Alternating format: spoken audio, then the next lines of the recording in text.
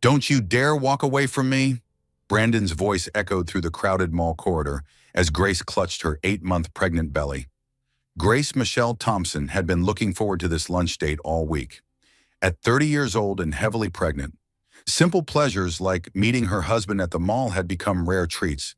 Her swollen feet ached in the designer shoes Brandon insisted she wear, even though comfortable flats would have been more practical for her condition. She navigated through the bustling Millbrook shopping center, one hand supporting her lower back, the other resting protectively on her rounded stomach. The baby had been particularly active today, as if sensing her excitement about spending time with Brandon. It had been months since they'd done anything together that didn't involve his work or his constant phone calls. Grace had even dressed carefully, choosing a flowing maternity dress in soft blue that complemented her eyes and made her feel beautiful despite her pregnancy weight gain. She spotted Brandon near Tiffany & Company, his tall frame unmistakable in his expensive gray suit. Her heart lifted at the sight of him until she realized he wasn't alone. Victoria Rose Palmer, his 26-year-old executive assistant, stood beside him at the jewelry counter, her sleek black hair falling in perfect waves over her shoulders. She wore a form-fitting red dress that emphasized every curve Brandon's pregnant wife no longer possessed. Grace approached slowly, confusion clouding her features. Brandon was examining an elaborate diamond necklace, discussing its merits with the sales associate, while Victoria leaned against him with obvious familiarity.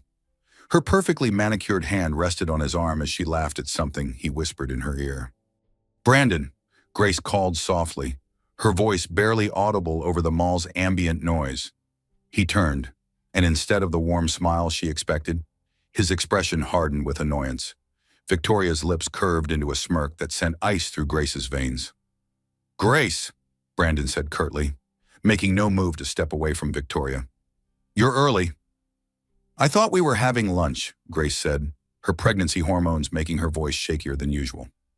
"What are you doing here?" Victoria answered before Brandon could speak. "Brandon's buying me a little thank you gift for all my hard work lately." She gestured toward the diamond necklace with mock innocence. "I've been putting in so many extra hours, haven't I?" "Darling." The endearment hit Grace like a physical blow. She looked at Brandon, waiting for him to correct Victoria, to explain that this was some kind of misunderstanding. Instead, he avoided her eyes and continued examining the jewelry. "Brandon, what's going on?" Grace's voice grew stronger, drawing attention from nearby shoppers. A tall security guard in his 50s had been watching the scene unfold from his position near the mall directory. Something about the pregnant woman's distressed posture and the man's dismissive attitude had caught his attention. His name tag read Bill, and his weathered face showed the kind of concern that came from years of protecting people.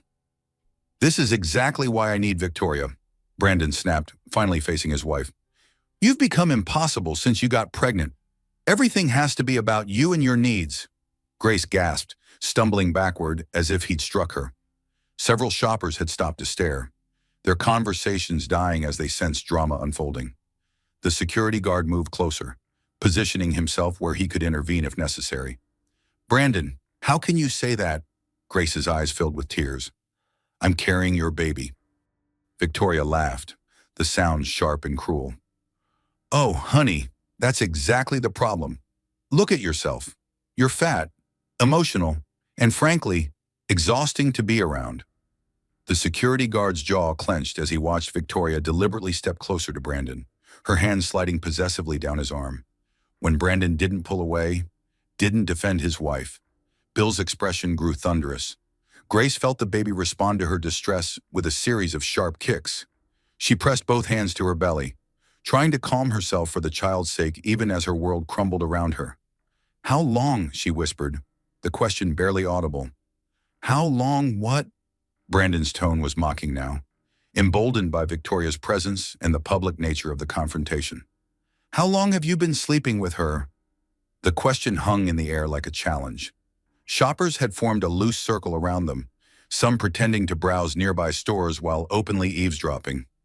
The security guard moved even closer, his radio ready in case the situation escalated. Victoria answered with deliberate cruelty. "Long enough to know what he's been missing at home." She rose on her tiptoes and kissed Brandon full on the lips. Her eyes locked on Grace's horrified face throughout the embrace. Brandon didn't resist. If anything, he seemed to enjoy the public display of his betrayal. Grace felt something break inside her chest, a pain so sharp it took her breath away. The baby kicked frantically, as if trying to comfort her from within. She gripped the edge of a nearby bench for support, her knees threatening to buckle. "Mrs. Are you all right?" The security guard's voice was gentle but concerned. He moved to her side, his presence solid and reassuring in a way that made her want to cry. "She's fine," Brandon said dismissively, not bothering to look at his wife. "Grace, you're making a scene. Go home."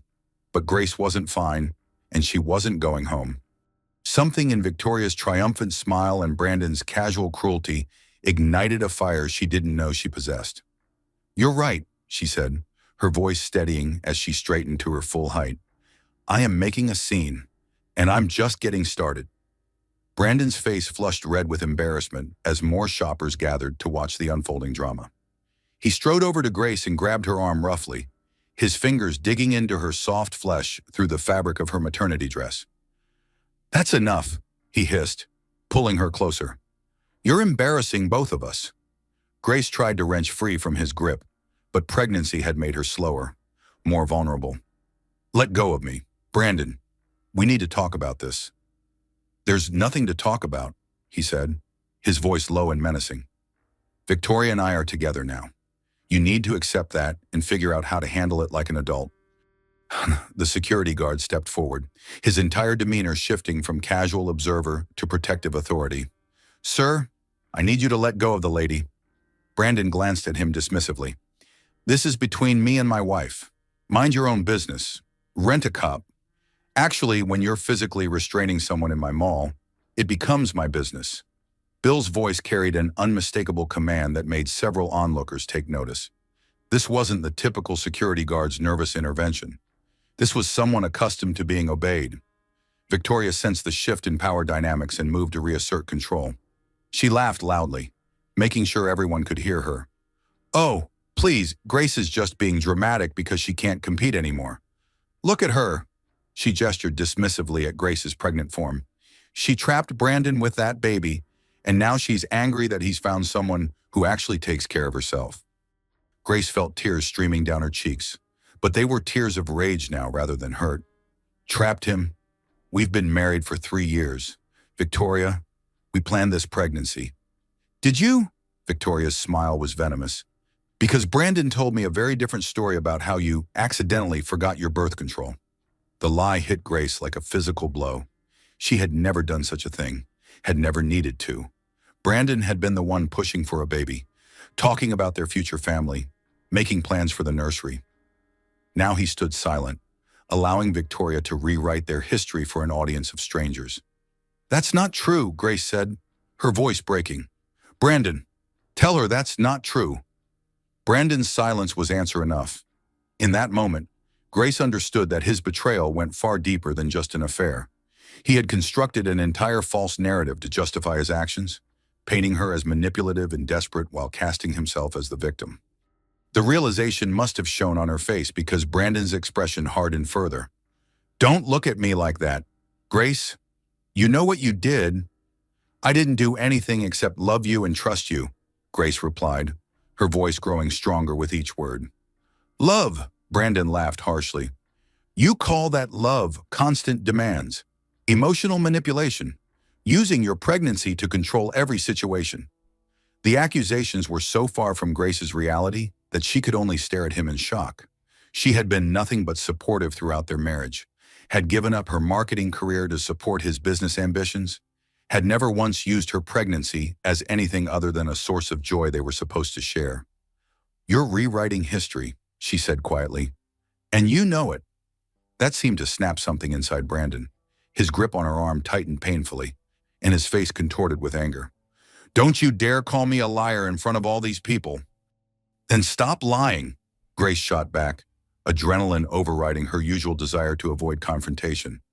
The security guard moved closer, his hand resting on his radio. "Sir, you need to release her arm right now." "Or what?" Brandon turned his attention to Bill, his corporate arrogance in full display.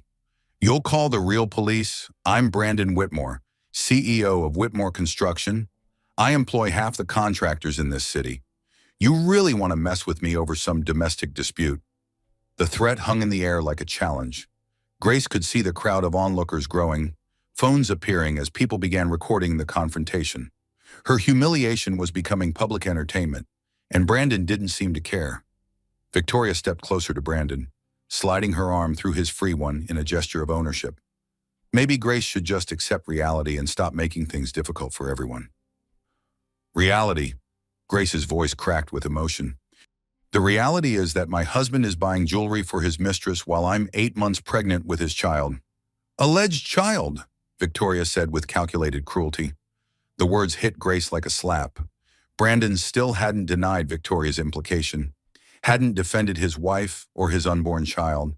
Instead, he seemed to be enjoying Grace's pain, feeding off her public humiliation. That's when Grace made the mistake of trying to pull away from him one more time, her maternal instincts demanding she protect herself and her baby from this toxic situation. Brandon's response was swift and shocking. The slap echoed through the mall corridor like a gunshot. Grace stumbled backward, her hand flying to her cheek as the crowd gasped collectively. She caught herself on a nearby bench, her other hand protectively cradling her belly as the baby responded to her distress with frantic movement. For a moment, the entire mall seemed to hold its breath. Then chaos erupted. "That's assault," someone shouted from the crowd. "Call security. Someone call the police." The security guard was already moving, his radio in his hand and his face thunderous with rage.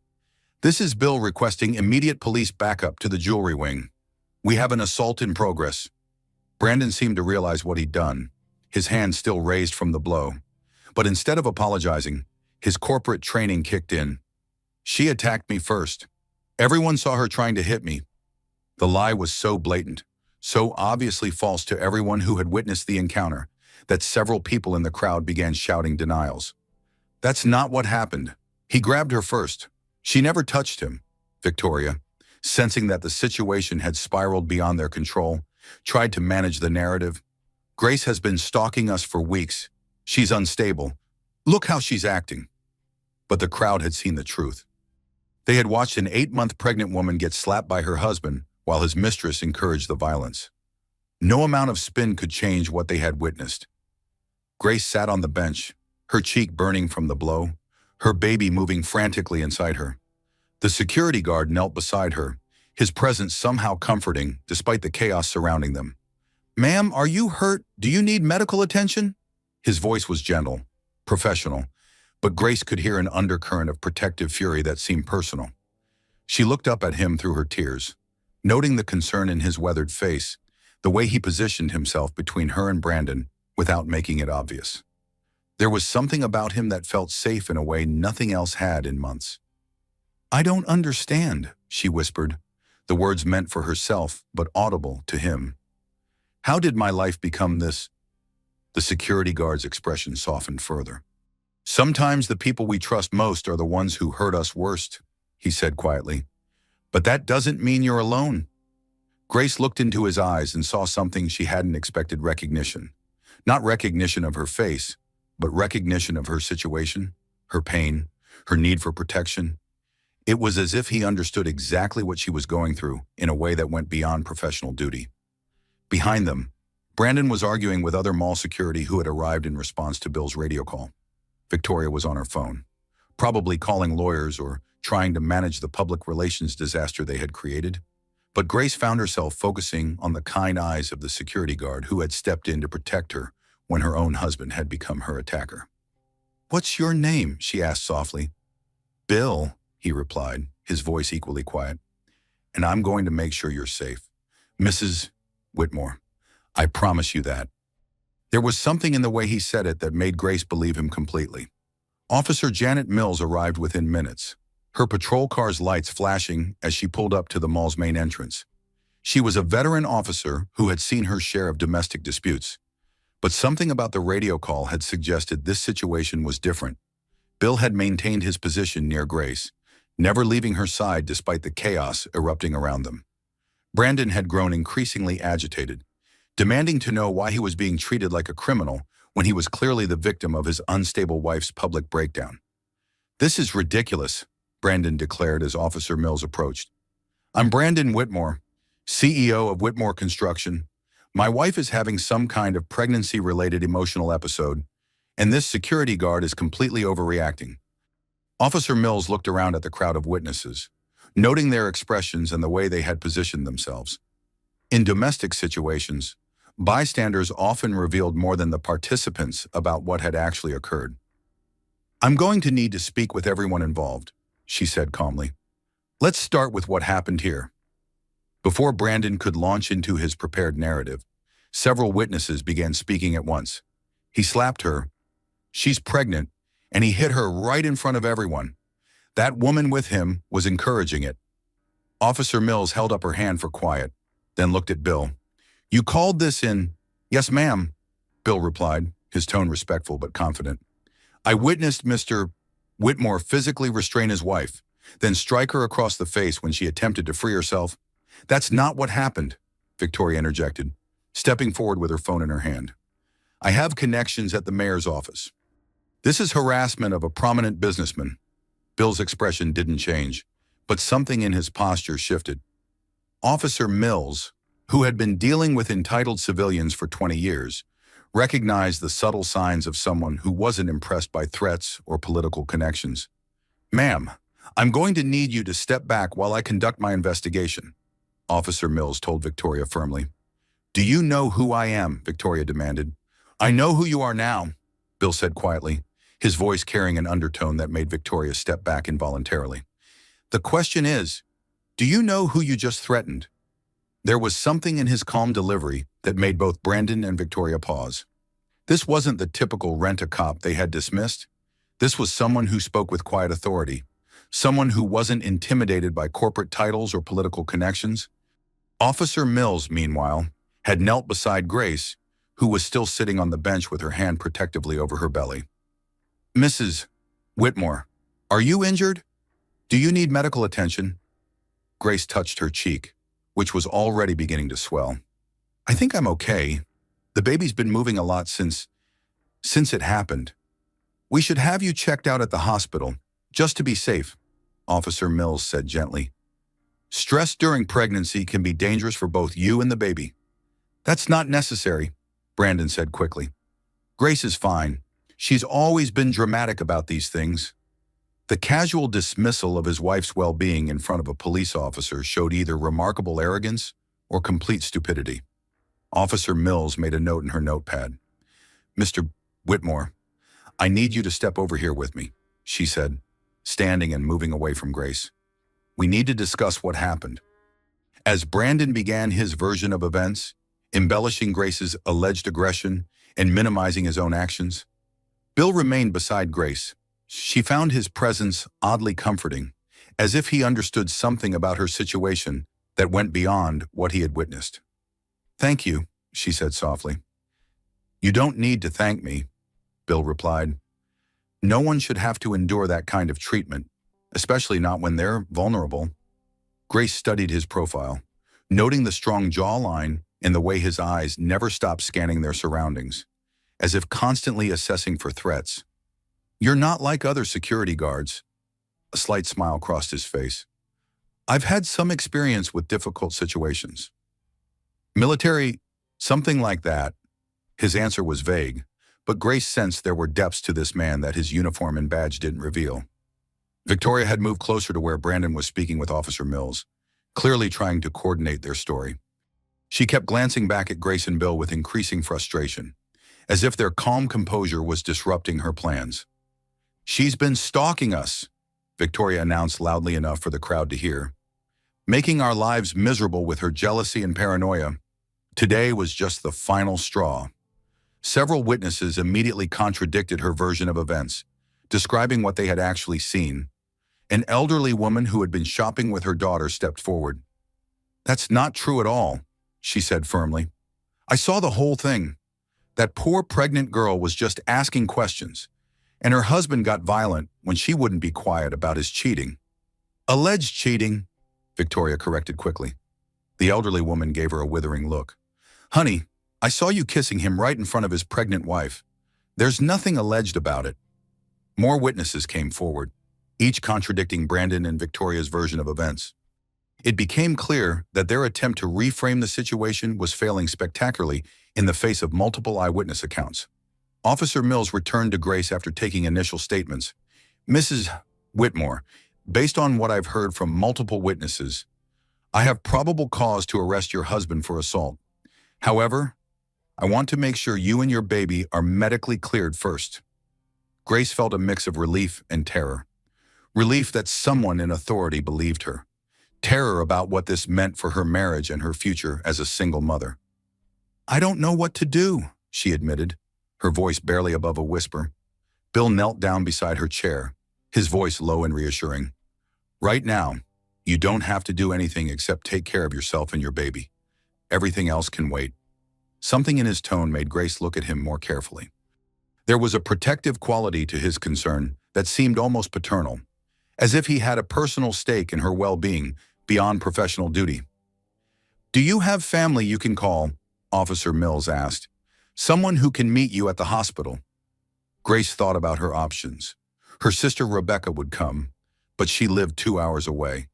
Her mother Dorothy had always liked Brandon and might not believe what had happened. She had lost touch with most of her friends after marriage, partly due to Brandon's subtle discouragement of her social activities. "My sister," she said finally. "She's a lawyer. She'll come." Bill made a note in a small notebook he pulled from his pocket. The action seemed automatic, professional in a way that didn't match his security guard role. "What's your sister's name?" he asked. "I can help coordinate with the hospital if needed." Grace found herself answering without question, trusting this stranger in a way that surprised her. "Rebecca Foster. She works for Hartwell and Associates downtown."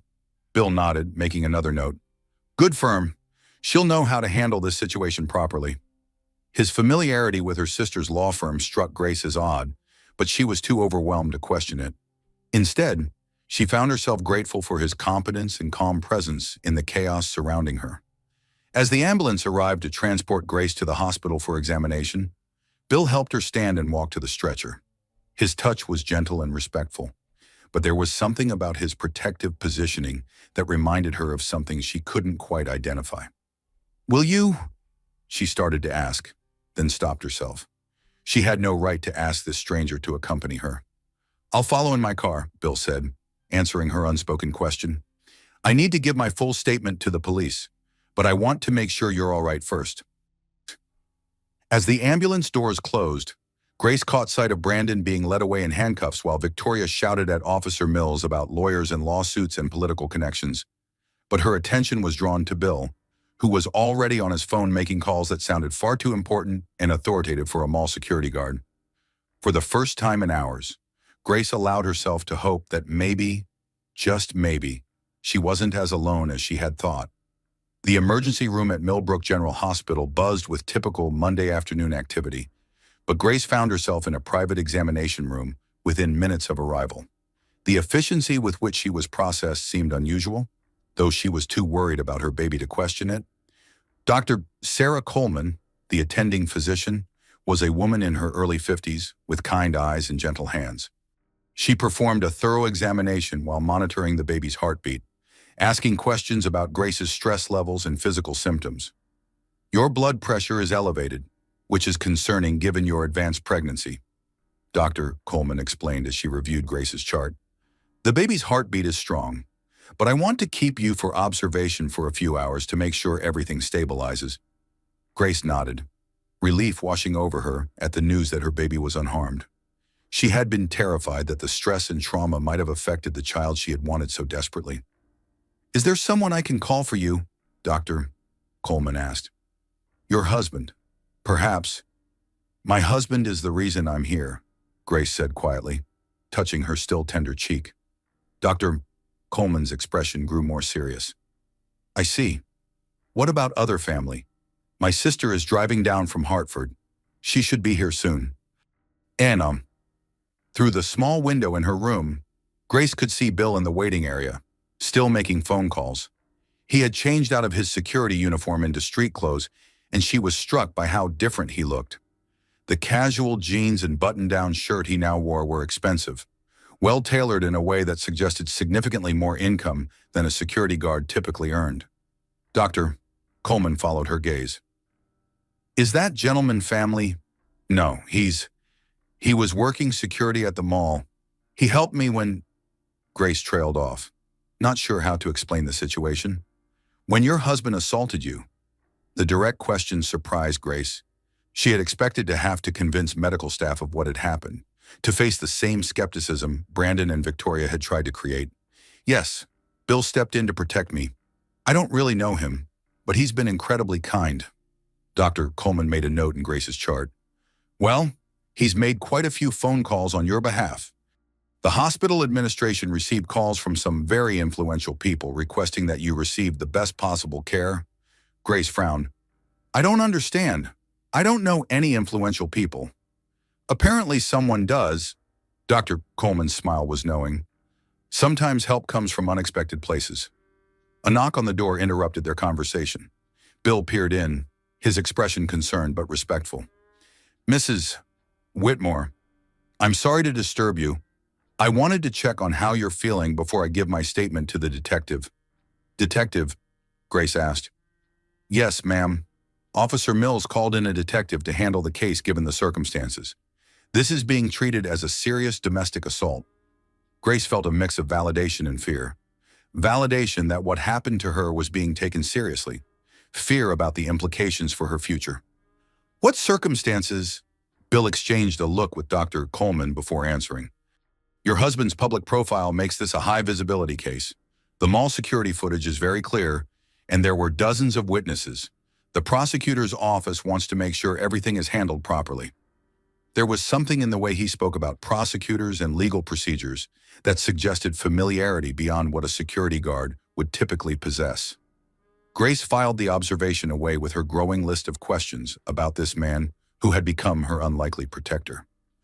I should probably call Rebecca and let her know what's happening, Grace said, reaching for her phone. Already done, Bill said gently. I spoke with her office. She's on her way and should be here within the hour. Grace stared at him. How did you get her contact information? Bill seemed to realize he had overstepped somehow. You mentioned her firm earlier. It was easy enough to look up. The explanation made sense, but Grace couldn't shake the feeling that there was more to it. Bill seemed to anticipate her needs before she expressed them, to have resources and connections that didn't match his apparent position. Dr. Coleman cleared her throat diplomatically. I'll give you both some privacy while I check on your test results. Mrs. Whitmore, try to rest. Stress isn't good for either you or the baby. After she left, Bill pulled a chair closer to Grace's bed. How are you really doing? And please, don't say you're fine. The gentle concern in his voice nearly brought tears to her eyes. After years of Brandon dismissing her feelings and needs, having someone genuinely care about her well-being felt overwhelming. I'm scared, she admitted.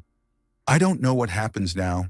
I don't know how I'm going to raise this baby alone, or where I'm going to live, or how I'm going to support myself. You're not alone, Bill said firmly, and you're stronger than you think. How can you know that you don't even know me? Bill was quiet for a long moment, and Grace had the strange impression that he was carefully considering his words. Sometimes we can see strength in others, even when they can't see it in themselves. Before Grace could respond, her phone rang. Rebecca's number appeared on the screen, and Grace answered quickly. Rebecca, thank God. Grace, honey, are you all right? I got a call from the hospital saying you were in the emergency room. What happened? Grace began explaining the events at the mall, her voice breaking as she described Brandon's betrayal and violence. Rebecca listened with the focused attention of a lawyer and the protective fury of an older sister. That bastard, Rebecca said when Grace finished. I'm almost there. Don't sign anything. Don't agree to anything. And don't talk to anyone from Brandon's legal team without me present. He has a legal team already. If he doesn't, he will soon. Men like Brandon don't go down without a fight, especially when their reputations are at stake.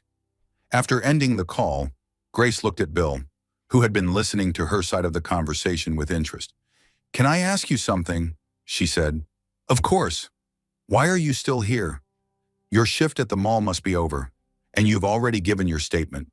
You don't owe me anything. Bill considered the question carefully.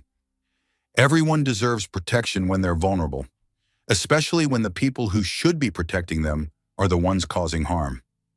There was something personal in his tone, as if he spoke from experience. Grace found herself studying his face more carefully, noting the laugh lines around his eyes and the silver threading through his dark hair. He was probably in his late 50s, old enough to be her father, but there was nothing paternal about his concern. It was more like the protective instinct of someone who understood exactly what she was going through. "Have you ever been married?" she asked, surprising herself with the personal question. Pain flickered across Bill's features. "Yes, a long time ago."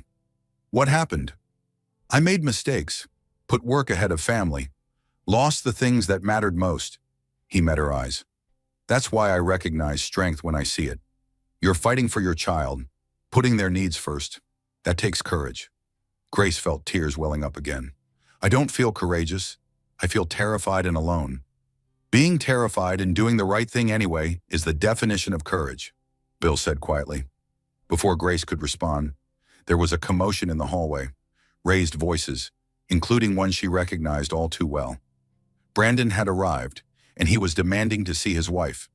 Bill's entire demeanor changed instantly. He stood and moved to position himself between Grace and the door, his body language shifting from gentle caregiver to protective guardian. "Stay calm," he told Grace. "No one's going to hurt you here." The conviction in his voice was absolute, and despite everything that had happened, Grace found herself believing him completely. Rebecca Foster arrived at the hospital like a force of nature, her designer suit and briefcase marking her as someone accustomed to taking charge of difficult situations. At 45, she was 5 years older than Grace and had spent her career defending women in domestic violence cases. The moment she saw her sister's swollen cheek and frightened expression, her professional and personal protective instincts merged into something formidable. "Where is he?" Rebecca demanded, embracing Grace carefully. "In the hallway, arguing with security about seeing me," Grace replied, leaning into her sister's familiar strength. Rebecca's attention immediately shifted to Bill, who had stepped back respectfully but remained alert to the situation in the corridor. "You must be the security guard who helped my sister?" "Bill Thompson," he said, extending his hand. "I'm glad you're here. Grace needs family support right now." Rebecca shook his hand while studying him with a lawyer's trained observation. "Thompson, are you related to Grace?" "No, ma'am. Just someone who was in the right place at the right time." Something in his answer made Rebecca pause, but before she could pursue it, Brandon's voice grew louder in the hallway. He was demanding his rights as Grace's husband, threatening legal action against the hospital, and insisting that he was the victim of a conspiracy. "I need to see what we're dealing with," Rebecca said, moving toward the door. Bill caught her arm gently. "Mrs. Foster, your brother-in-law is accompanied by his attorney and his companion. They're trying to control the narrative and paint Grace as unstable." The fact that Bill knew Rebecca's name without being introduced wasn't lost on her, but she filed it away for later questioning. Right now, her priority was protecting her sister. "What exactly did you witness at the mall?" she asked. Bill's account was precise and detailed, delivered with the kind of objective clarity that suggested experience giving testimony. He described not only Brandon's assault, but also the systematic emotional abuse that had preceded it, Victoria's deliberate cruelty, and the crowd's shocked response to the violence. "There's security footage from multiple angles," he added, "and at least 24 witnesses who recorded parts of the incident on their phones." Rebecca nodded approvingly. "Good. That makes this case much stronger." She turned to Grace. "Honey, I know this is difficult, but I need to ask you some hard questions about your marriage." For the next 30 minutes, Rebecca conducted a thorough interview, documenting patterns of emotional abuse, financial control, and isolation that Grace had normalized over 3 years of marriage. Bill remained quietly present, occasionally offering tissues or water, his protective vigilance never wavering.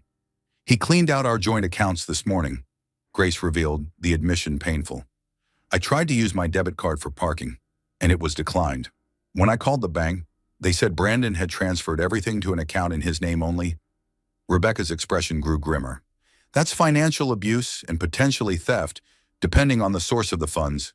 "There's more," Grace continued, her voice growing stronger as she shared her burden.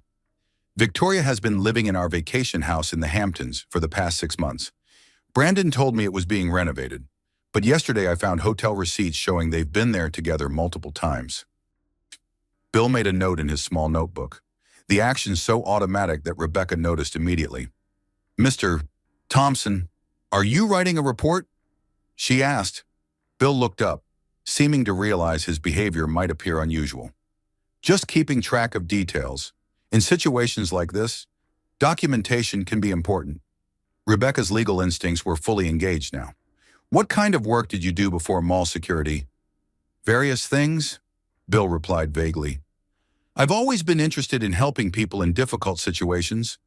Before Rebecca could probe further, Detective Maria Santos knocked on the door. She was a woman in her early 40s with compassionate eyes and the no-nonsense bearing of someone who had seen too much human suffering. "Mrs. Whitmore, I'm Detective Santos. I need to speak with you about what happened today." Grace recounted the events once more, with Rebecca taking notes and occasionally asking clarifying questions. Detective Santos recorded the interview while also documenting Grace's injuries with photographs. "Mr. Thompson," Detective Santos said when Grace finished, "I understand you were the first responder to this situation." "Yes, ma'am. I was working security at the mall when I observed the assault." Detective Santos consulted her notes.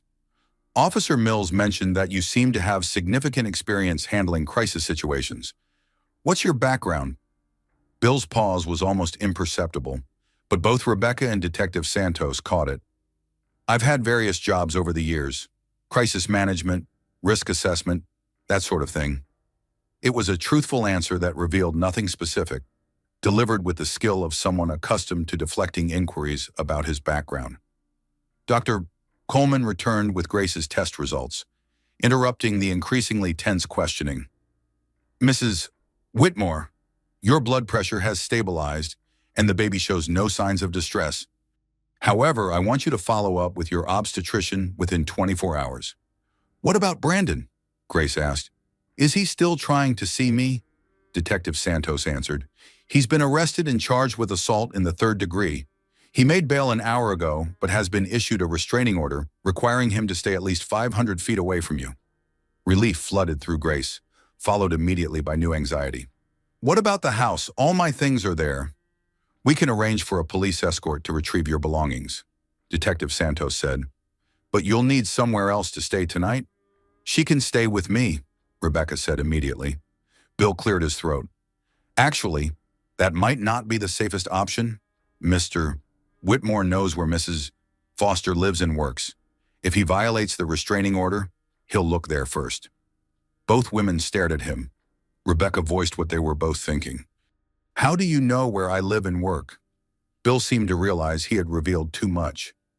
"I may have done some research after Mrs. Whitmore mentioned you were her sister and an attorney. In situations like this, it's important to understand all the players." "What kind of research?" Rebecca's lawyer instincts were in full alert mode now. "Public records, professional directories, basic background information." The explanation was plausible, but incomplete. Rebecca made a mental note to run her own background check on Bill Thompson as soon as possible.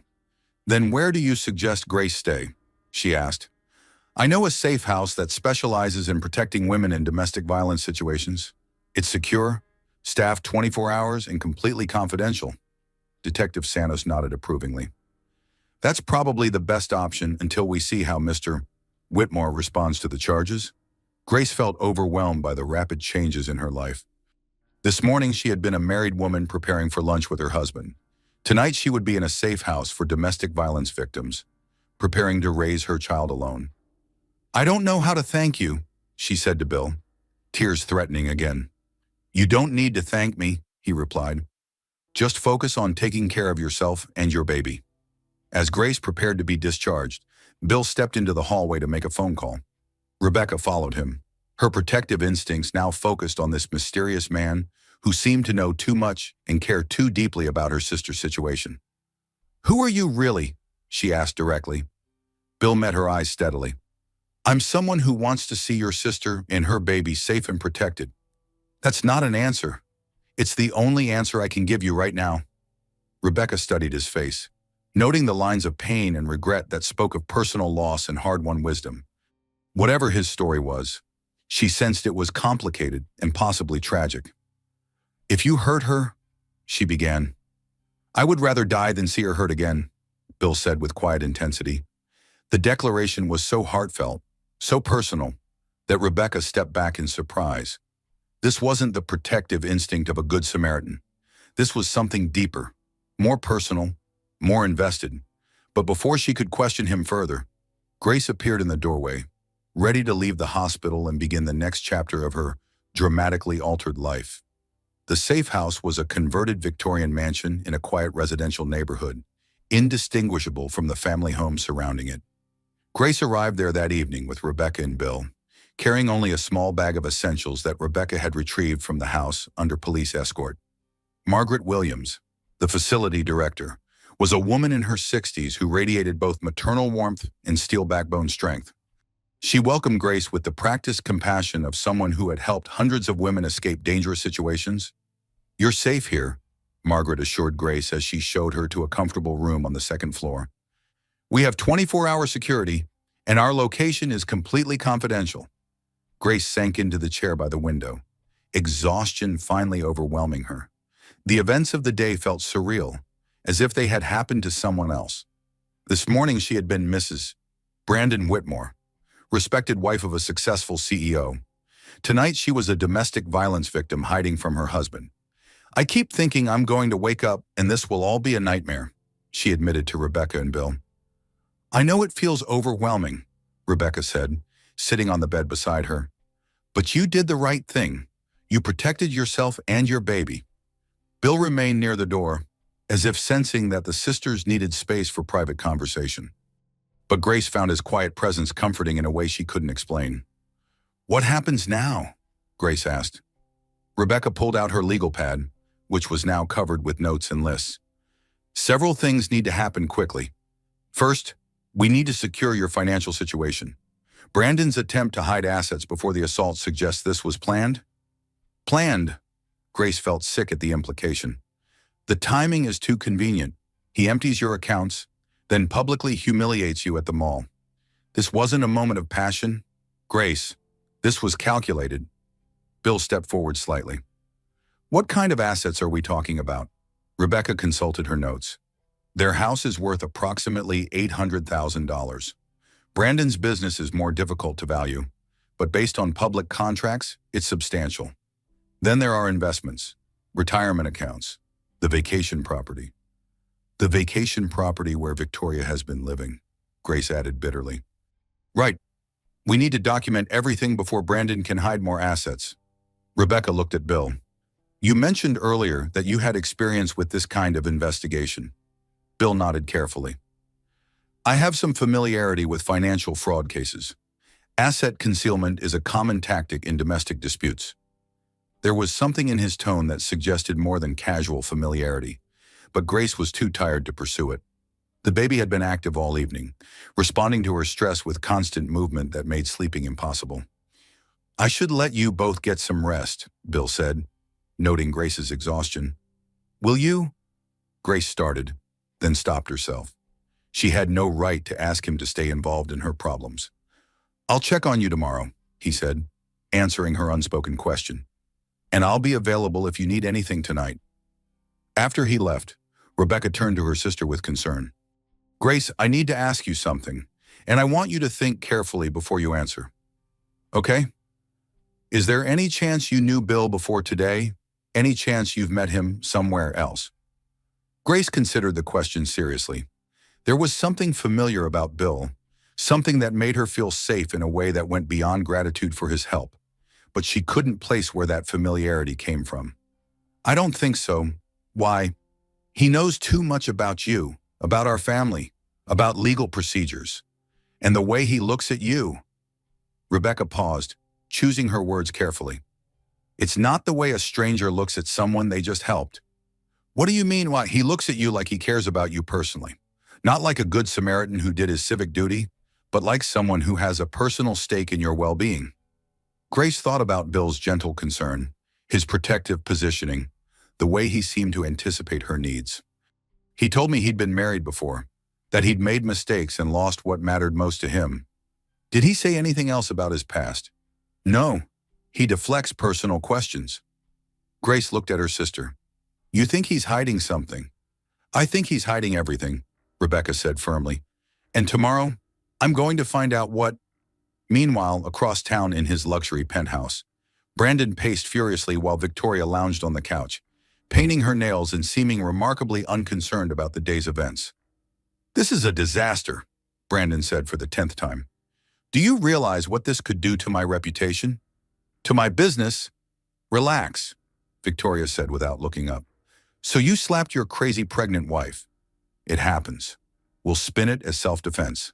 Claim she attacked you first. There were witnesses, Victoria, and security cameras. Witnesses can be discredited. Security footage can be unclear. Victoria finally looked up, her expression calculating. The important thing is that we control the narrative from now on. Brandon's phone rang, and he answered it immediately. Whitmore? Mr. Whitmore, this is James Morrison from Morrison, Davis & Associates. I understand you need legal representation. Brandon felt some of his tension ease. Morrison was one of the city's most expensive criminal defense attorneys, specializing in protecting wealthy clients from the consequences of their actions. Yes, I need this situation contained immediately. I've already reviewed the preliminary reports. The charges are serious, but manageable. However, there are some concerning developments. What kind of developments? Your wife has retained Rebecca Foster as her attorney. Foster has a reputation for being particularly aggressive in domestic violence cases. But more concerning is that someone with significant resources appears to be supporting her case. Brandon frowned. Grace didn't have wealthy friends or family. Her parents had been middle class, and her sister, while successful, wasn't wealthy enough to mount an expensive legal campaign.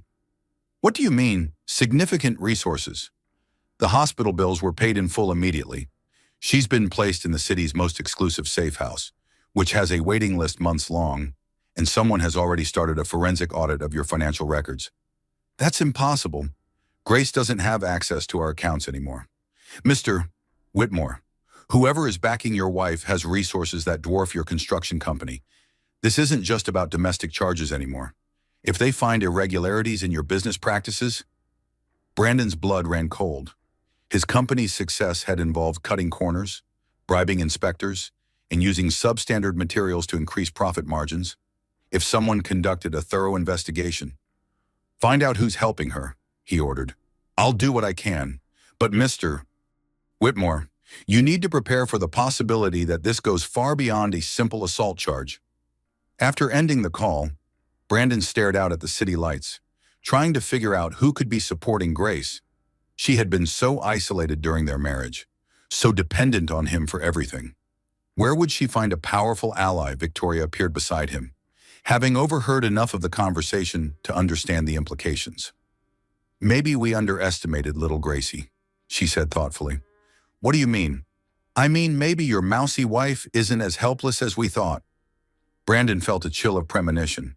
If Grace had hidden resources, hidden connections, then everything he thought he knew about his wife might be wrong. And if he was wrong about that, then his carefully constructed plans might be falling apart faster than he could control. Back at the safe house, Grace lay in bed unable to sleep, her hands resting on her active baby. She thought about Bill's words.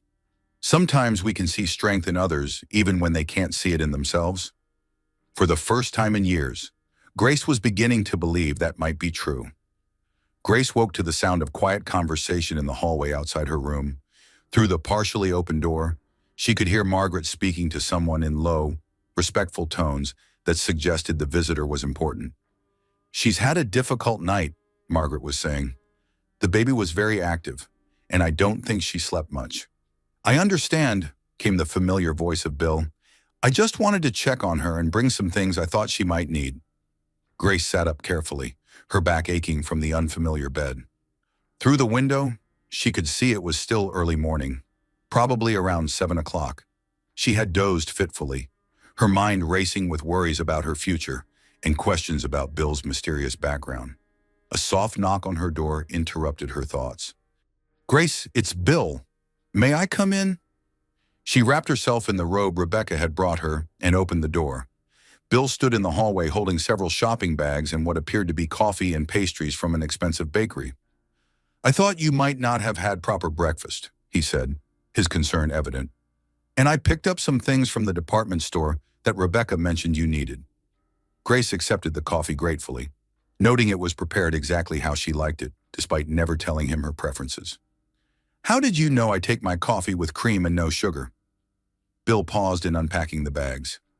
Lucky guess, it wasn't a lucky guess, and they both knew it. Grace studied his profile as he arranged the items he'd brought, noting again the familiar quality of his protective concern. "Bill, I need to ask you something directly, and I need you to be honest with me." He stopped what he was doing and met her eyes. "What do you want to know? Who are you really, and don't give me another vague answer about crisis management and helping people." Bill was quiet for a long moment, clearly struggling with how much to reveal. "Grace, there are some things about my past that are complicated. More complicated than being 8 months pregnant and hiding from my abusive husband." The question seemed to hit him with unexpected force. He sank into the chair across from her, his composure finally cracking. "I've made mistakes," he said quietly. "Terrible mistakes that hurt the people I loved most." "What kind of mistakes?" "I was so focused on building my career, on achieving success, that I ignored what really mattered. I missed birthdays, anniversaries, school plays. I was physically present but emotionally absent." Grace waited, sensing there was more. "My wife gave me ultimatums, tried to make me understand what I was losing. But I was arrogant, convinced that providing financial security was the same as providing love." His voice grew rougher with emotion. "By the time I realized what I'd done, it was too late. What happened? She left me, took our daughters with her, said they deserved better than a father who saw them as obligations rather than priorities." Grace felt her heart constrict with sympathy. "How long ago?" 18 years. Bill looked up at her, and she saw pain etched deep in his features. "I haven't seen my daughters since they were children." The admission hung between them, heavy with loss and regret. Grace began to understand the depth of Bill's protective instincts toward her. She represented something he had failed to protect in his own life. "What were their names?" she asked softly. "Grace and Rebecca." The words hit her like a physical blow. Grace set down her coffee cup with trembling hands, staring at this man who had seemed like a stranger, but now. "Grace Michelle and Rebecca Lynn," Bill continued, his voice barely above a whisper. "My ex-wife insisted on keeping my last name for the girls, even though she reverted to her maiden name, Thompson." Grace felt the room spinning around her. The familiar eyes, the protective instincts, the way he knew exactly how she liked her coffee, the ease with which he had contacted Rebecca, his knowledge of her childhood nickname. "Gracie Bird," she whispered, the endearment she hadn't heard in 18 years falling from her lips like a prayer. Bill's composure finally broke completely. Tears streamed down his weathered face as he nodded. "Hello, sweetheart." Grace couldn't move, couldn't breathe, couldn't process what was happening. Her father, the man who had disappeared from her life when she was 12 years old, had been protecting her in disguise. He had watched her husband assault her, had stayed by her side in the hospital, had arranged for her safety, all while she had no idea who he was. "You left us," she said, her voice cracking with 18 years of abandonment and hurt. "I didn't want to leave you," Bill said, reaching toward her, then stopping himself. "Your mother made it clear that unless I could prove I had changed, unless I could put family first, I wasn't welcome in your lives. So you just gave up." "No?" His voice grew stronger. "I never gave up. I've been watching over you and Rebecca your entire adult lives. Your college scholarship, your first job, the opportunities that came your way, I made sure you had chances to succeed." Grace stared at him in shock. "You've been manipulating my life for 18 years. I've been protecting it. There's a difference." The distinction that had seemed clear to him obviously wasn't clear to Grace. She stood abruptly, pacing to the window as she tried to process the magnitude of what he was telling her. "The security guard job at the mall. I own the building. I've been working different positions there for the past year. Waiting. Waiting for what? For the right moment to prove to your mother And to you girls, that I had changed, that I could put family first when it mattered most? Grace turned to face him, anger and confusion warring with a desperate hope she barely dared acknowledge. And yesterday was that moment. When I saw that man raise his hand to my pregnant daughter, nothing else in the world mattered except protecting you. The raw emotion in his voice broke through Grace's defenses. This was her father, the man she had missed desperately throughout her childhood and adolescence. But it was also a stranger who had been secretly orchestrating her life without her knowledge or consent. Does Rebecca know? Not yet. I was hoping you would help me tell her. Grace laughed bitterly. You want me to help you reveal that our dead father is actually alive and has been playing puppet master with our lives? I'm not dead, Grace. I'm right here. I've always been here. Being here and being present are two different things, Grace shot back, echoing the words she had heard her mother say countless times. Bill flinched as if she had struck him. You're right. I failed you both when you needed me most. But I'm here now, and I won't fail you again. How can I trust that? How can I trust anything you say when you've been lying to me my entire adult life? The question hung in the air between them, laden with years of hurt and abandonment. Bill stood slowly, moving toward her with the careful approach of someone trying not to frighten a wounded animal. Because yesterday, when it mattered most, I chose you over everything else. My company, my reputation, my carefully maintained anonymity. None of it mattered when someone was hurting my daughter. Grace looked into his eyes and saw the truth of his words. Whatever else William Thompson had become, in the years since he'd left their family, his love for her had never wavered. It had been complicated, misguided, and sometimes controlling, but it had been constant.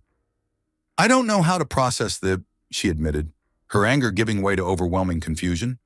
You don't have to process it all at once, Bill said gently.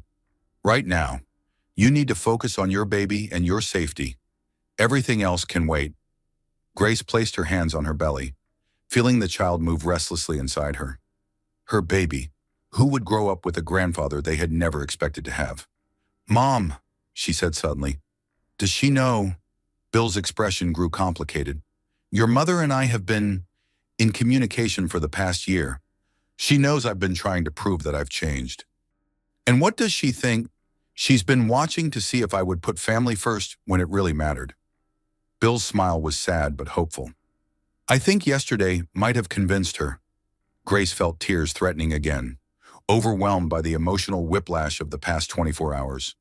Her marriage had exploded, her security had been shattered, and now her supposedly dead father had returned from the grave to become her protector. I need time to think about all this, she said finally. Of course. Take all the time you need. Bill moved toward the door, then stopped. Grace, whatever happens between us, whatever you decide about having me in your life, I want you to know that being your father has been the greatest privilege of my life, even from a distance. After he left, Grace sank onto the bed, her mind reeling with revelations and possibilities. Her father was alive. Her father was wealthy. Her father had been protecting her all along. And her father had just proven that when it mattered most, he would choose family over everything else. For the first time since her world had collapsed, Grace began to believe that maybe, just maybe, she and her baby were going to be okay. Rebecca arrived at the safe house 3 hours later, armed with legal documents and a thunderous expression that suggested she had discovered something significant about their mysterious benefactor. We need to talk, she announced, setting her briefcase on the small table with more force than necessary. Rebecca, there's something I need to tell you first, Grace began, but her sister held up a hand. Let me go first. I ran a background check on Bill Thompson last night. Rebecca pulled out a thick folder. Grace, he's not just some security guard with a helpful nature. He's William Thompson, CEO and founder of Thompson Holdings, one of the largest private investment firms in the country. Grace nodded slowly. I know. You know, Rebecca stared at her sister. How do you know? Because he told me this morning. He told me everything. Rebecca sank into a chair, her professional composure wavering.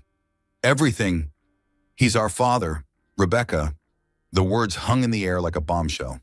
Rebecca's face went through a series of expressions: disbelief, recognition, anger, and finally a kind of stunned acceptance. That's impossible. Dad died when I was 17. No, he didn't. He left because Mom gave him an ultimatum about choosing between his work and his family, and he chose wrong. He's been watching us ever since, waiting for a chance to prove he had changed. Rebecca was silent for a long moment, processing this revelation. As a lawyer, she was trained to evaluate evidence and adjust her theories accordingly. As a daughter who had mourned her father for over 20 years, the emotional impact was overwhelming. "The scholarship money for your college," she said slowly. "The job opportunities that seemed too good to be true. My first position at the law firm. All him, apparently. My God." Rebecca ran her hands through her hair. "Do you realize what this means?" Before Grace could answer, Margaret appeared in the doorway. "I'm sorry to interrupt, but there's a gentleman here to see you both. He says he's your father." Rebecca and Grace exchanged glances, then followed Margaret downstairs. In the common room, William Thompson stood by the window, no longer hiding behind the uniform and demeanor of a security guard. He wore an expensive suit that emphasized his successful transformation from the workaholic father they remembered to one of the country's most powerful businessmen. "Hello, Rebecca," he said softly. Rebecca stared at him, seeing their father's features in the older, more weathered face. "You son of a bitch," she whispered, then launched herself across the room to embrace him. The reunion was everything Grace had imagined and nothing like she'd expected. There were tears, recriminations, explanations, and slowly, tentatively, forgiveness. "I've missed so much," William said, his voice thick with emotion. "Graduations, careers, Grace's wedding. I wanted to be there for all of it." "Then why weren't you?" Rebecca demanded, the lawyer in her needing answers. "Because your mother was right. I needed to prove I could put family first. Not just say it, but prove it through my actions. And yesterday was your proof. Yesterday was my moment of truth. When I saw Brandon raise his hand to Grace, nothing else mattered. Not my cover, not my business interests, not the years of careful planning, only protecting my daughter." Grace felt tears streaming down her cheeks as she watched her sister and father tentatively rebuild their relationship. But the emotional reunion was interrupted by Margaret, who appeared with a concerned expression. "I'm sorry, but there's a situation developing outside. Several news vans have arrived, and there are reporters asking questions about Mrs. Whitmore." William's expression immediately shifted to protective mode. "How did they find her?" "I don't know, but they're claiming to have information about yesterday's incident at the mall." Grace felt panic rising in her chest. The last thing she needed was media attention while she was trying to rebuild her life. "I'll handle this," William said firmly, pulling out his phone. Grace watched in amazement as her father made a series of calls that demonstrated the full extent of his power and influence. Within minutes, he had mobilized security, contacted media relations specialists, and begun damage control measures that would have impressed a presidential campaign. "The reporters will be cleared out within the hour," he reported, "and I've arranged for alternative accommodations that will be completely secure and private." "Alternative accommodations?" Grace asked. "My estate in Connecticut. It's private, secure, and large enough for you to be comfortable during the remainder of your pregnancy." Rebecca looked skeptical. "Don't you think that's a bit much moving Grace to your house?" "Rebecca has a point," Grace said. "I've just discovered you're alive. Moving in with you seems like a big step." William considered this carefully. "What if Rebecca came too, at least initially, until you're comfortable with the arrangement?" Before either sister could answer, Margaret returned with more urgent news. "I've just received a call from the district attorney's office. Mr. Whitmore has hired a high-profile attorney who's claiming the assault charges are part of a conspiracy." "What kind of conspiracy?" Rebecca asked. "They're alleging that Mrs. Whitmore has connections to organized crime and that yesterday's incident was staged to extort money from her husband." Horror. Grace felt the blood drain from her face. "That's insane. How can they claim something so ridiculous?" William's expression had grown cold and calculating. "They're fishing. They know someone with significant resources is supporting you, and they're trying to create doubt about your credibility." "Can they do that?" Grace asked. Rebecca nodded grimly. Character assassination is a common defense strategy in domestic violence cases. They'll try to make you look like the aggressor or paint you as unstable. Then we need to get ahead of this, William said. I'm going to have my attorneys file a motion to expedite the criminal proceedings and simultaneously begin a civil suit for defamation. Grace stared at her father, watching him orchestrate a legal campaign with the same precision he had once brought to business deals. This was the side of him that had cost him his family the relentless focus on winning at all costs. Dad, she said quietly, using the word for the first time in 18 years.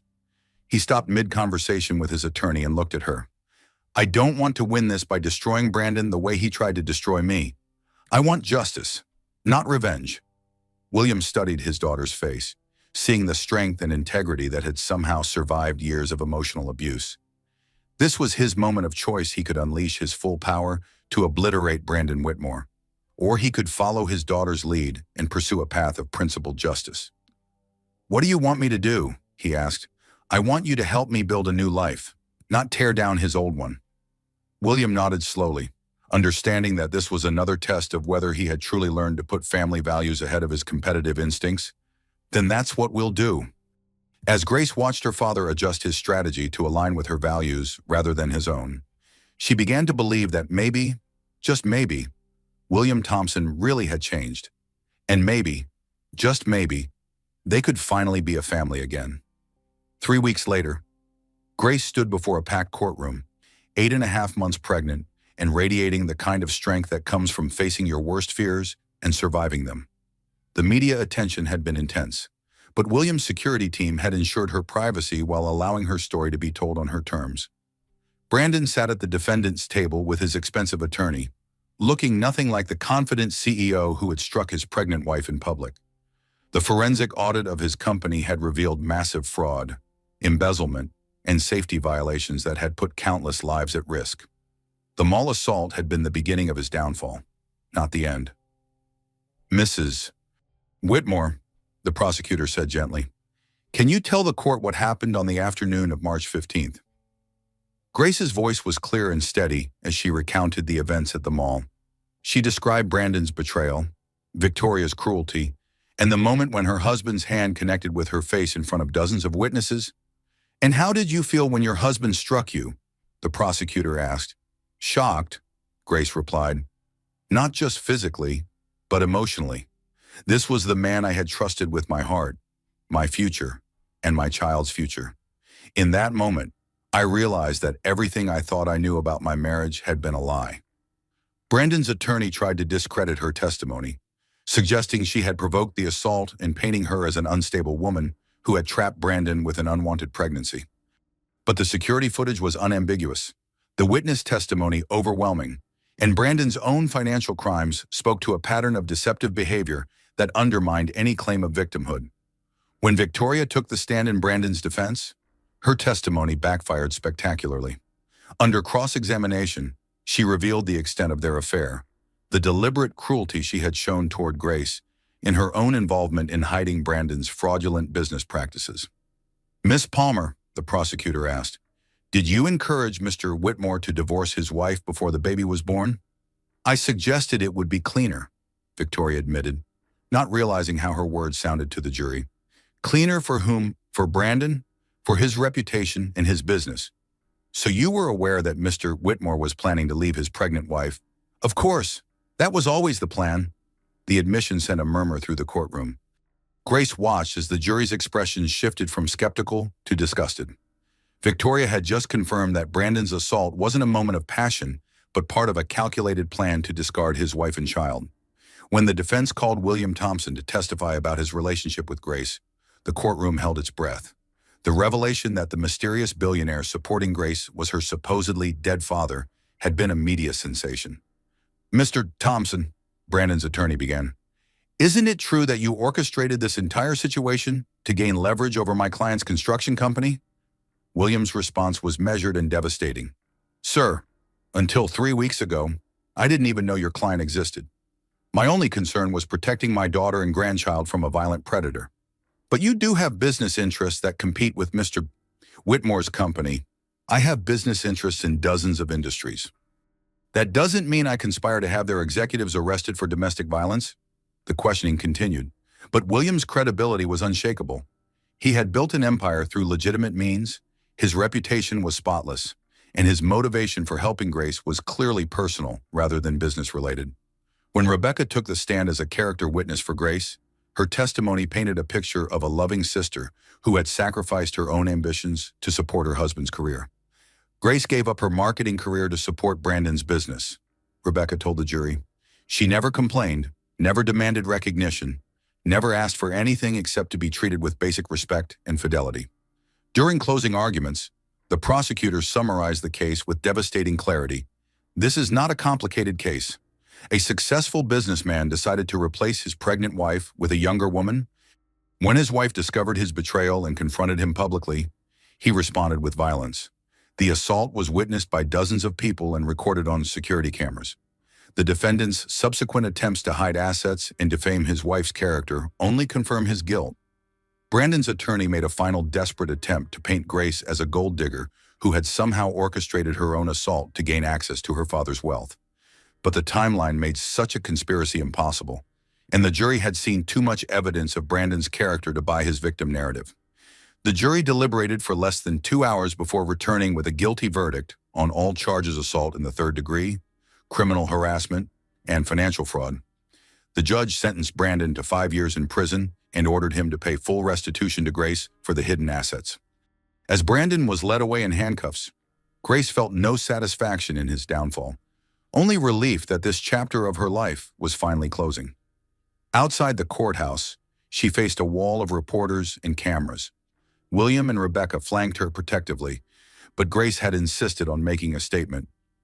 "I want to thank the prosecutor's office for taking domestic violence seriously," she began, her voice carrying across the crowd. "But I also want to say something to other women who might be in similar situations." The crowd grew quiet, sensing this would be more than a standard victim impact statement. "For 3 years, I normalized behavior that should have been unacceptable. I made excuses for emotional abuse, isolation, and financial control because I loved someone and wanted to believe he loved me back. The physical violence was just the final step in a long pattern of abuse that I didn't recognize until it was almost too late." Kunira Grace paused, one hand resting on her very pregnant belly. If you're in a relationship where someone makes you feel small, stupid, or worthless, that's not love.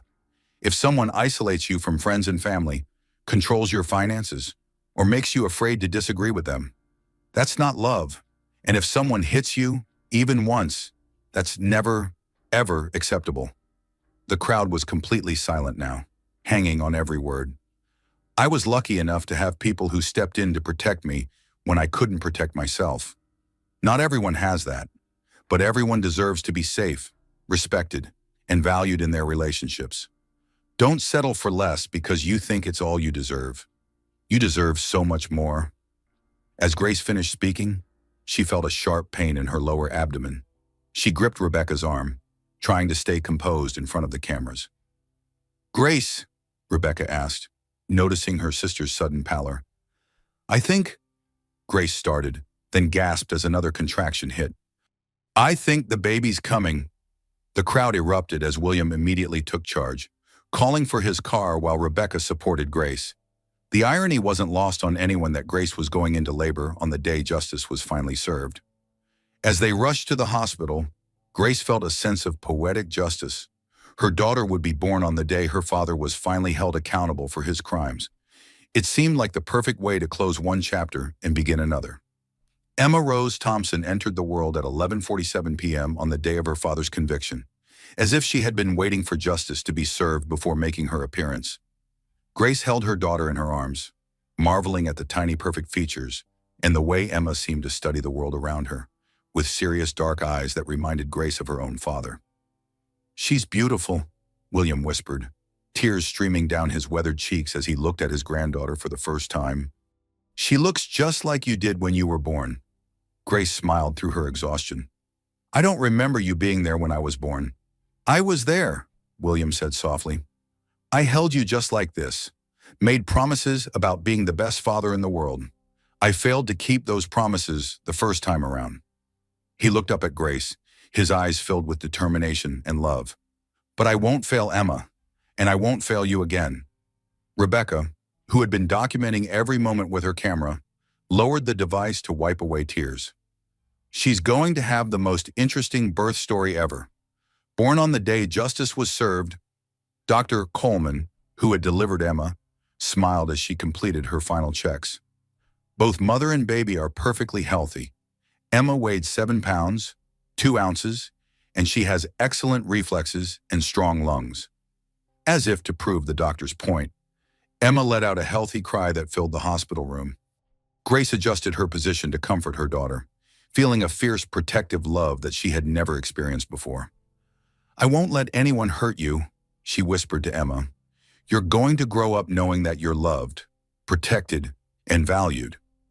William reached out tentatively, and Grace nodded, allowing him to touch Emma's tiny hand. The baby's fingers immediately wrapped around his index finger with surprising strength. "Hello, sweetheart," William said softly. "I'm your grandfather. I know that's complicated, but I promise to spend the rest of my life earning the right to be in yours."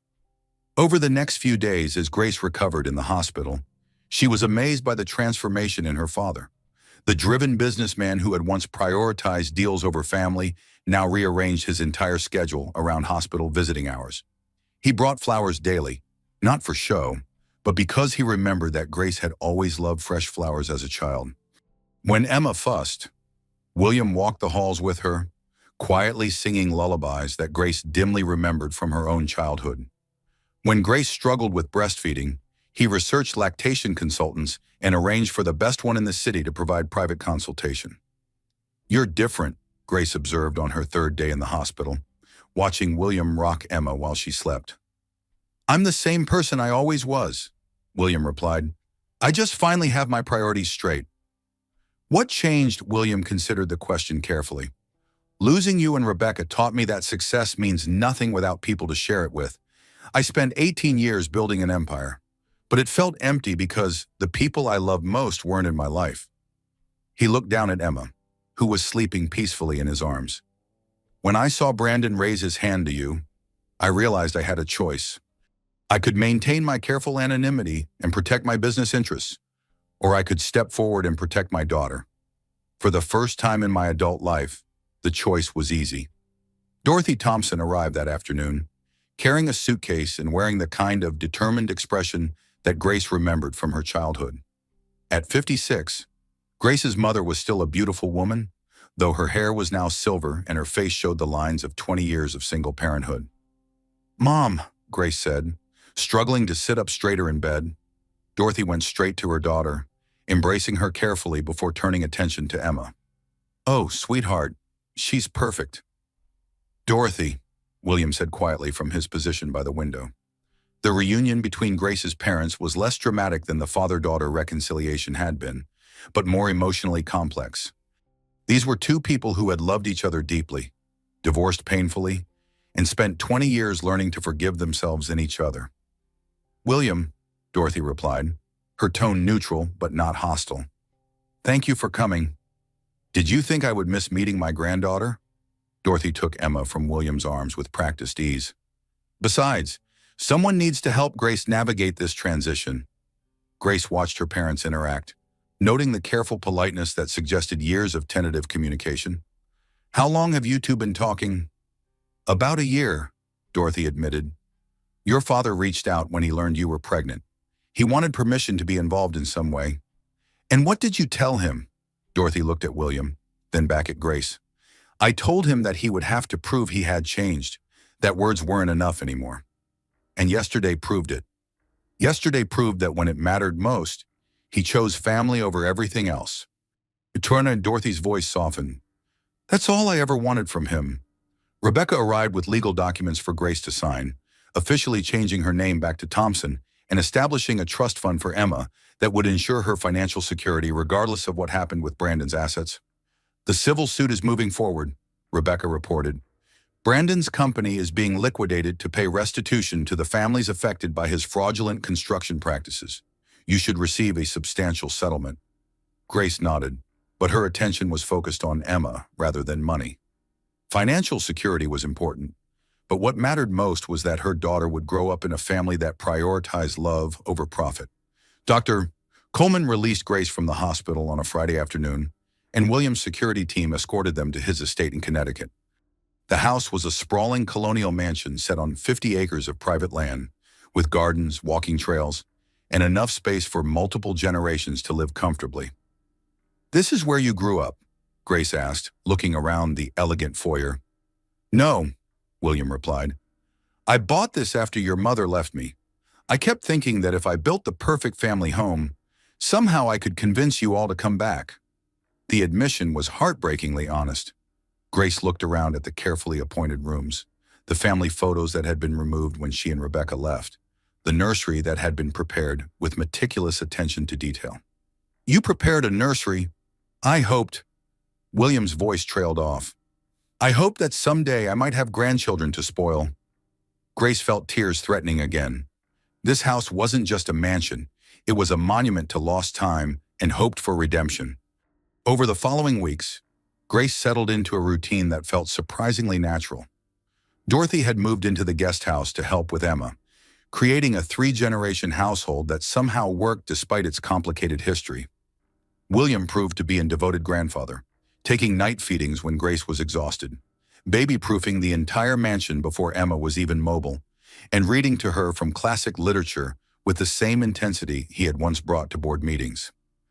"She's too young to understand Dickens," Grace observed one afternoon, finding William reading Great Expectations to a 2-week-old Emma. "It's never too early to develop good taste in literature," William replied seriously, then grinned when Grace laughed. These moments of lightness were balanced by more serious conversations about the future. Grace had decided to return to her marketing career, but she wanted to do it on her own terms.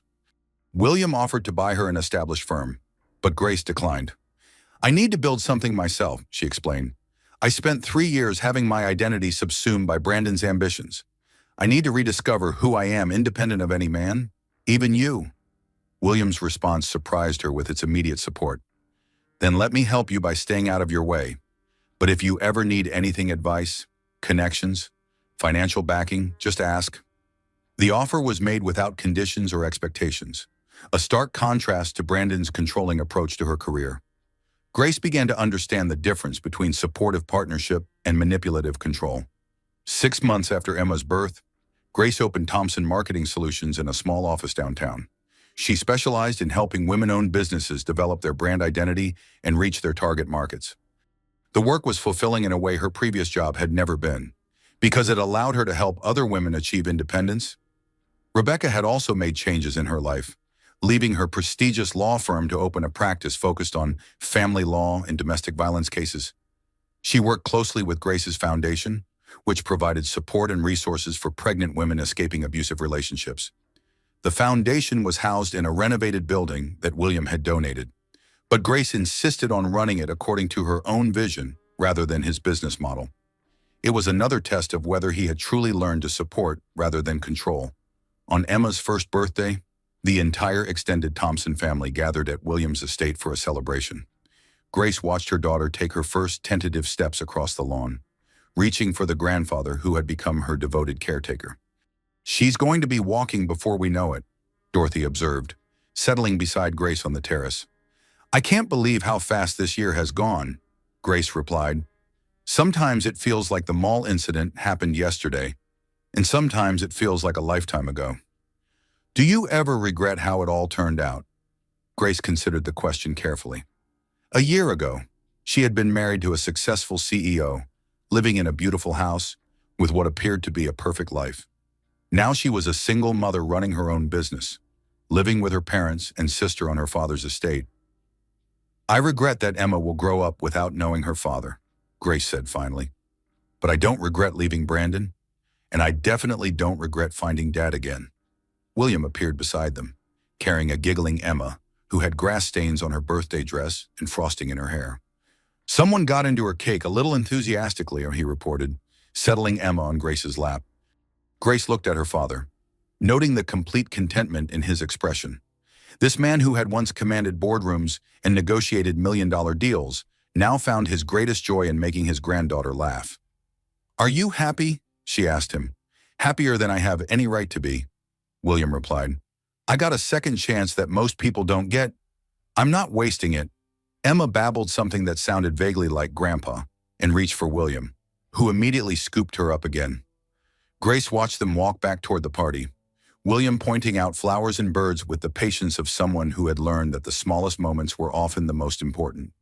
As the sun set over the Thompson estate, Grace reflected on the journey that had brought her to this moment. A year ago, she had been trapped in a marriage that was slowly destroying her spirit. The public humiliation and assault that had seemed like the worst moment of her life had actually been the catalyst for the best year she had ever experienced. She had reclaimed her independence, rebuilt her relationship with her father, strengthened her bond with her sister, and given her daughter a loving extended family. Most importantly, she had discovered her own strength and resilience. The sound of laughter drew her attention back to the party, where Emma was being passed among relatives who competed to make her smile. This was what family was supposed to look like, not perfect, but real, not without conflict, but willing to work through it, not afraid of vulnerability, but committed to protecting each other. Grace stood and walked back toward her family, knowing that whatever challenges lay ahead, she would face them with the support of people who loved her unconditionally. Emma would grow up knowing she was wanted, valued, and protected by a family that had learned to put love before pride and connection before control. As she rejoined the celebration, Grace caught her father's eye across the garden. He smiled and raised his glass in a silent toast to second chances, redemption, and the unbreakable bonds of family. She raised her own glass in response, toasting the man who had lost his family through his own mistakes, but had spent 18 years earning the right to win them back. Sometimes the greatest victories came not from never failing, but from learning to fail better and love deeper. The guardian who had disguised himself as a security guard was finally free to be what he had always wanted to be: a father, a grandfather, and a protector who put family first. And Grace Thompson, who had walked into that mall a year ago as a victim, walked back to her family that evening as a survivor, a mother, and a woman who had learned that sometimes the worst moments of our lives lead to the most beautiful transformations. Emma's laughter rang out across the garden, the sound of pure joy from a child who would grow up knowing she was unconditionally loved by a family that had found their way back to each other through courage, forgiveness, and the unshakable belief that it's never too late for a new beginning.